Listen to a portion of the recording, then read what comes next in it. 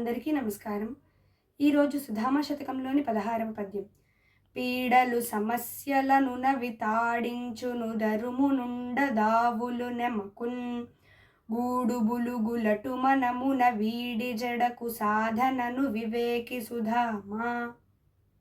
వివేకి సుధామా, వివేకముతో గొప్పవాడవైన మహనీయుడా, పీడలు సమస్యలు అనునవి ఈతి బాధలు తాడించును, కాలితో తన్నును, తరుమున్ నిన్ను పరుగులు పెట్టించును, ఉండన్ నివసించుట కొరకై తావుల్ నెమకున్ స్థలమును వెదకికొను, పులుగులు అటు పక్షుల వలె మనమునన్ మనస్సునందు కూడున్ గుమిగూడును, సాధనను వీడి చెడకు.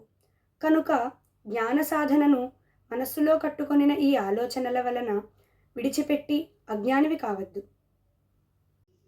ఓ సుధామా, గూడును కట్టుటకు ఒక చోట చేరిన పక్షులు శబ్దములతో తరచుగా కొమ్మలపైకి ఎగురుచు క్రిందికి పోవుచు ఆ గూటికి తగిన సామగ్రిని సమకూర్చుకొనుటకు ఏ విధముగా తంటాలు బాధలు పడుచునుండునో అదే విధముగా మానవుల మనస్సు ఎల్లప్పుడూ బాధలను అనుభవించు బాహ్యముఖముగా ప్రసరించుచునుండును.